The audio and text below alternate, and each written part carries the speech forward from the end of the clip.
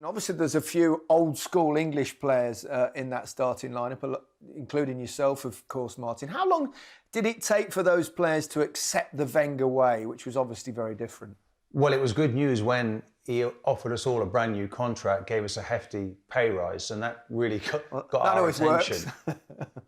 Perfect. And he sat us down. It was really educational about diet, about stretching, about prolonging our careers, about being open to change. I think he had to adapt to us as well. He wanted us to attack far more than we'd done in the past. Lee Dixon on the right, Nigel Winterburn on the left, became like wingers. It was more difficult perhaps to defend. We had some difficult teething problems early in the season. It wasn't perfect by any means, but we found a way around it to work with each other. And he gave us a tremendous belief. No manager's ever given me that kind of belief before. I think he sort of unravelled the coil that is the complex character I was, and maybe still am. And he got the best from me. Undoubtedly, it was a joy to play with him, to come in and to do, Ferguson, who was Manchester United, winning everything, Gary, until that point. So it was really tough to overcome Manchester United, but we managed to do that. Alex Ferguson's mind games really didn't work with Arsene Wenger, did they? I think there was a beautiful thing that season where Ferguson said that he thought Manchester United were a better side anyway, and then I think Arsene Wenger said something like, well, we all think we've got the prettiest wife at home. Well, he was always brilliant in the press conferences, and when you've got someone representing your club that way, charismatic as he was, almost seemed to have an answer for everything. It was great to be around. And he was, when he arrived, when you think, it was almost like the school teacher, the geography teacher had turned up. No one really knew him. And so he would laugh at himself. He had a fantastic sense of humour.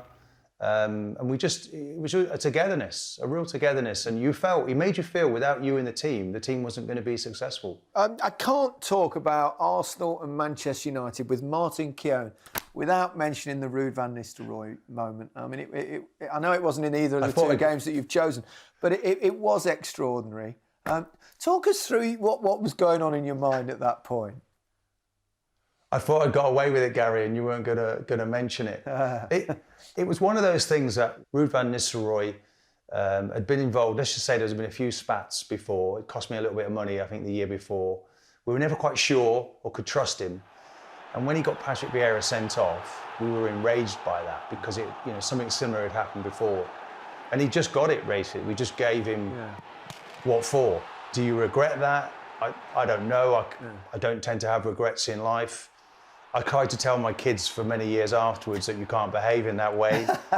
What did Arsene Wenger say? Did he ever mention that incident? Did he? Do you think he frowned on it or not? Well, 2 days later we met and he asked me, Martin, what happened?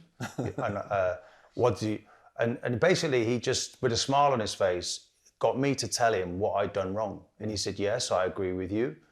Maybe we go too far. But okay, everyone is human, and we'll try to sort it out.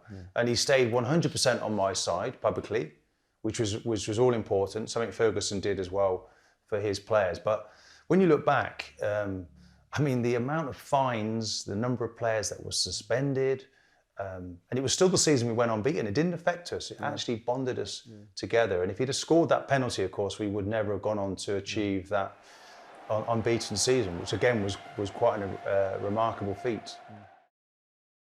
Thanks for checking out the BBC Sport YouTube channel. Remember to give this video a like and make sure you subscribe and hit the bell button so you never miss an upload. See you soon.